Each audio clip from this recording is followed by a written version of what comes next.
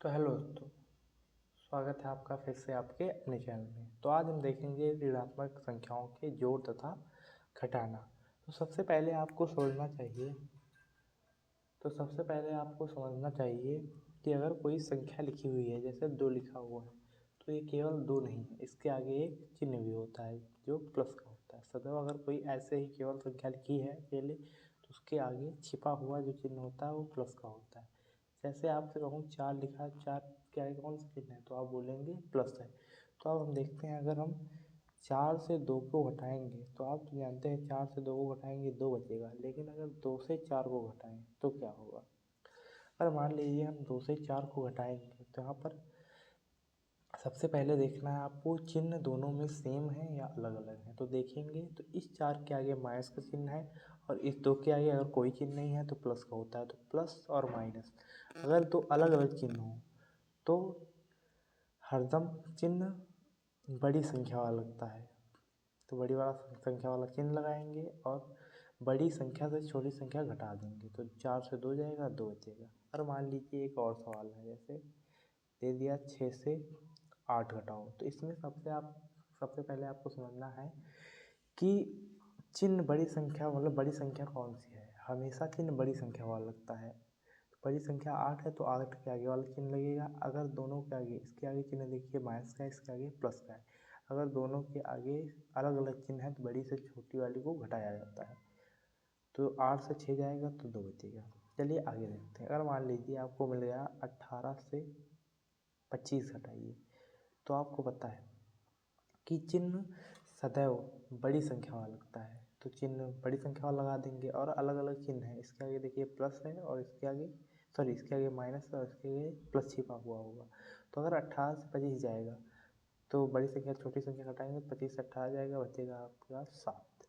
चलिए देखते हैं, मान लीजिए -3 और -2 आ जाए तो आपको सदैव चिन्ह बड़ी संख्या वाला लगाना है। तो माइनस के आगे तो माइनस लगा लीजिए बड़ी संख्या के आगे वाला। अगर चिन्ह सेम है तो दोनों जुड़ जाती हैं, अगर चिन्ह अलग अलग हैं तो घट जाती हैं। चिन्ह सेम है, 3 दूनी 5 हो जाएगा, लेकिन चिन्ह सदैव जो लगेगा संख्या के आगे वो बड़ी संख्या वाला लगेगा। जैसे 15 और -35, जब इसको जोड़ेंगे तो सबसे पहले देखेंगे बड़ी संख्या कौन सी ये है, तो इसके आगे वाला चिन्ह लगा देंगे और फिर अगर चिन्ह सेम है तो एक दूसरे को जोड़ देंगे। अगर चिन्ह अलग अलग है तो बड़ी वाली संख्या से छोटी वाली संख्या घटा देंगे। लेकिन यहाँ पर देखेंगे तो चिन्ह सेम है। तो 35 और 15 कितना हो जाएगा, 35 15 हो जाएगा, 35 15 हो जाएगा 50। इसके बाद आगे देखिए, जैसे एक सवाल ये ले लिया हमने, दूसरा ये ले लिया, तीसरा ये हो गया।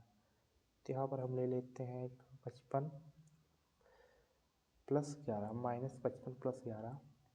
तो देखिए इसको सबसे पहले आपको चिन्ह सदैव बड़ी संख्या वाला लगाना है। तो बड़ी संख्या 55 है, 55 के आगे वाला चिन्ह लगा दिया और देखेंगे चिन्ह सेम है कि अलग अलग है। चिन्ह अलग अलग है तो बड़ी वाली संख्या छोटी वाली संख्या घटा देंगे तो आएगा यहाँ पर 44। ये हमारा आंसर हो जाएगा। चलिए अगला देखते हैं। अगला होगा जैसे -22 और 44। तो देखेंगे बड़ी संख्या कौन सी है, बड़ी संख्या वाला चिन्ह सबसे पहले लगाएंगे।